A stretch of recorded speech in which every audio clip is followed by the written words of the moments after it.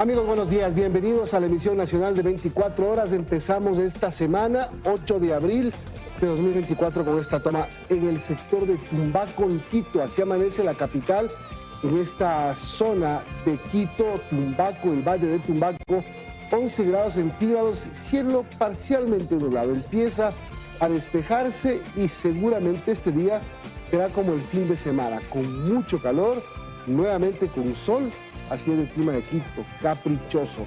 Liz, ¿cómo estás? Buenos días. Hola Milton y amigos, buenos días, qué gusto ya compartir con ustedes en esta mañana, empezando una nueva semana. Estamos viendo una imagen del norte de Guayaquil, la avenida Francisco de Orellana, prácticamente tráfico muy suave. Ya conforme pasan las horas, más o menos 4:30 de la tarde, es otro el panorama en ese punto de Guayaquil, sin duda alguna, que tiene gran movimiento comercial y empresarial. Tenemos un cielo nublado a esta hora, 26 grados centígrados de temperatura. La proyección es que a partir de las 8 de la mañana se despeje y tengamos también bastante calor.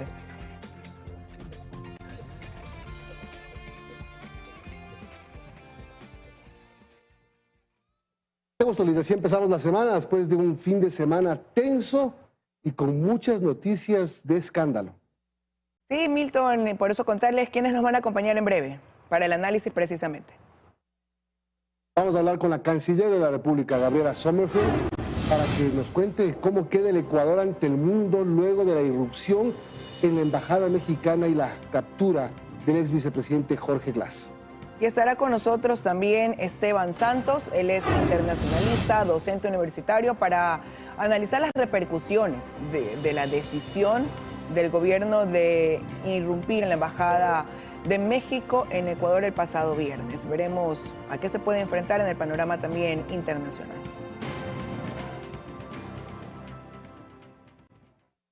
Bueno, y empezamos con eso mismo, el tema del momento.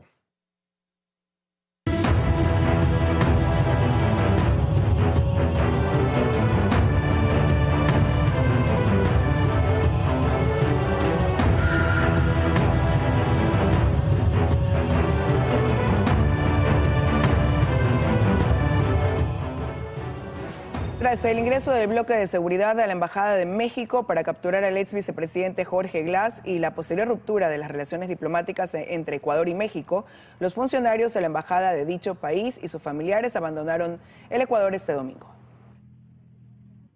Con esto, la sede diplomática de México en el Ecuador está cerrada.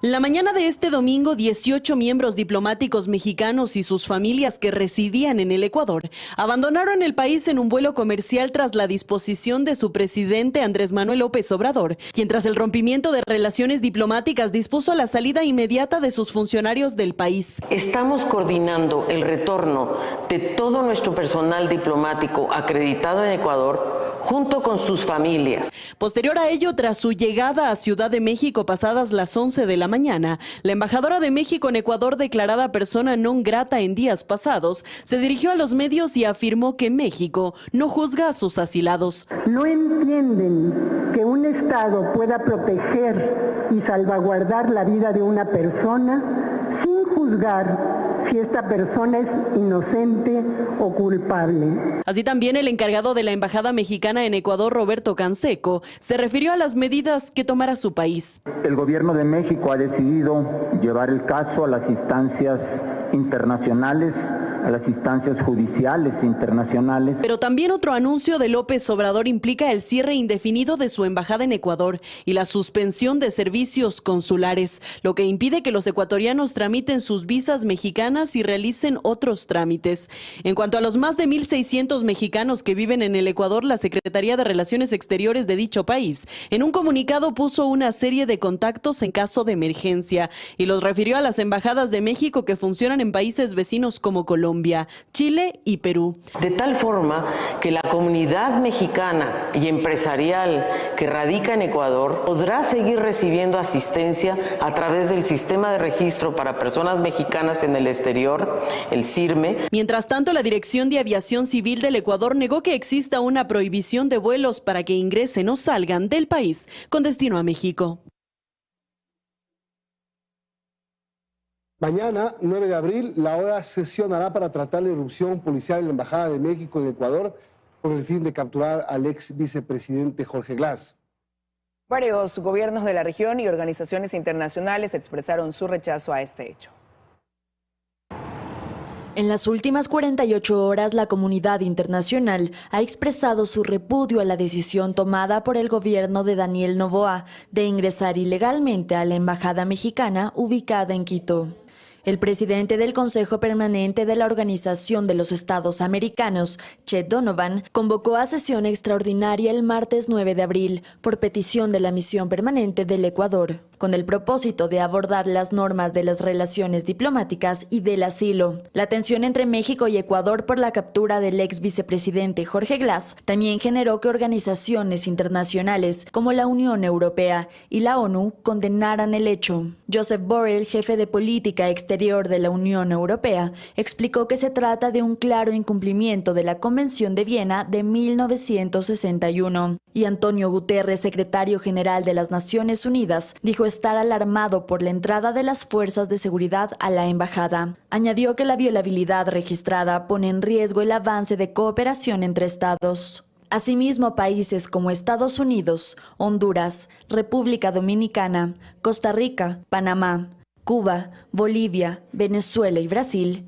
condenaron el hecho. Se habla de una violación y un acto intolerable, aunque varios también llamaron a ambas naciones a superar este conflicto con diálogo y respetando las normas internacionales, entre ellos Estados Unidos, República Dominicana, Costa Rica y Panamá.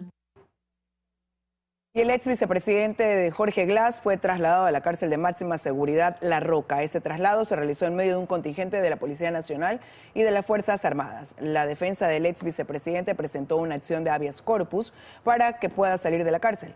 El proceso ingresado recayó en la sala del juez Edgar Osvaldo Ojeda de la Unidad Especializada de Garantías Penitenciarias de Guayaquil. La defensa de Jorge Glass asegura que el ex vicepresidente habría sido detenido de forma ilegal, pues el bloque de seguridad lo capturó en terrenos de la Embajada de México, pero el ex vicepresidente arrastra con casos pendientes con la justicia ecuatoriana. Glass tiene 2 sentencias en firme por corrupción en los casos Odebrecht y sobornos, además de una orden de prisión preventiva en el caso Reconstrucción de Manabí. Una vez más, el ex vicepresidente de la República de Rafael Correa y Lenín Moreno vuelve a prisión. Desde la mañana de este sábado 6 de abril es uno más de los internos de la cárcel La Roca. Glass tiene 2 sentencias en firme por corrupción. La primera se dio en 2019. Ahí entonces la justicia lo condenó por asociación ilícita en el caso Odebrecht y fue sentenciado a 6 años de prisión. La segunda por el caso Sobornos 2012-2016. Ahí fue condenado a 8 años de cárcel por cohecho agravado. Pero una jueza de Pichincha acogió el pedido de unificación de pena solicitado por la defensa del ex vicepresidente. Así que Glass debía permanecer en prisión por 8 años. Glass cumplía esa pena en libertad por efectos de unas medidas cautelares otorgadas en el 2022 por el juez de Santo Domingo de los Áchilas, Emerson Curipayo, quien por cierto está procesado y preso por el caso Metástasis relacionado con delincuencia organizada.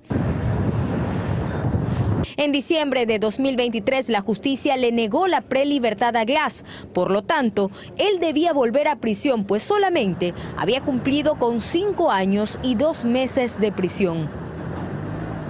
Además, a inicios de 2024, Glass recibió una orden de prisión preventiva por el caso Reconstrucción de Manabí.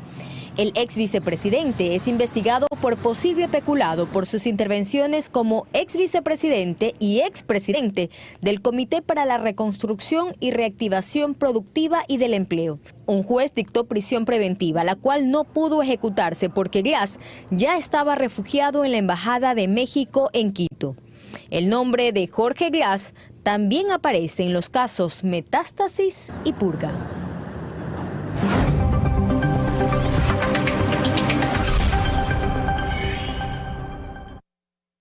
Atención, desde el 6 de abril, el estado de excepción decretado por el presidente Daniel Noboa en enero pasado llegó a su fin. Con esto, las medidas de restricción, como el toque de queda, quedan eliminadas. Sin embargo, anoche el gobierno emitió un nuevo decreto en el que reconoce la persistencia del conflicto armado interno.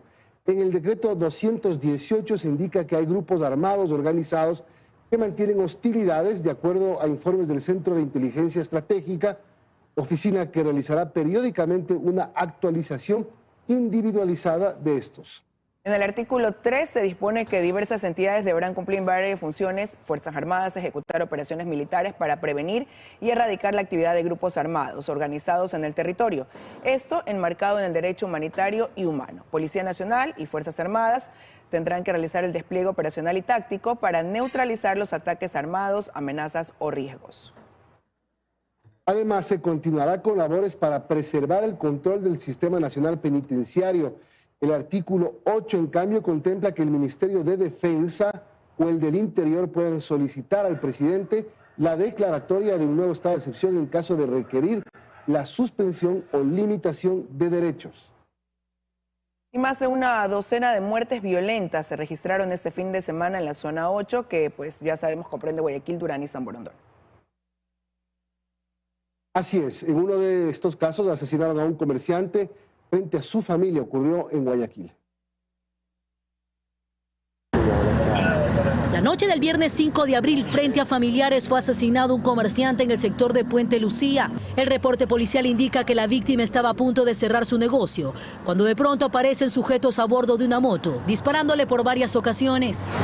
Mientras que tan solo un par de semanas les duró la aparente tranquilidad a los habitantes de las calles 38 y Bolivia, en el suroeste del puerto principal. Pues este fin de semana volvieron a escuchar disparos de los criminales que acabaron con la vida del acompañante de un guardia de seguridad. Aquí se alborotan los criminales. El muchacho salía de aquí y lamentablemente después se escucharon los disparos. Golpe de 6 disparos más o menos. Todo empezó porque un guardia de seguridad de una discoteca ubicada en esta localidad les negó el ingreso a una pareja porque no tenían cédula. Se fueron, pero en aproximadamente 15 minutos regresó un hombre disparando contra las personas que se encontraban en el exterior, dejando malherido al custodio y asesinando a su acompañante. Otros hechos violentos que dejaron heridos se registraron en el sector de Nueva Prosperina y sur de Guayaquil. Hasta el cierre de este reportaje se contabilizan 13 muertes violentas durante el fin de semana. 7:14, regresamos enseguida. Ya volvemos.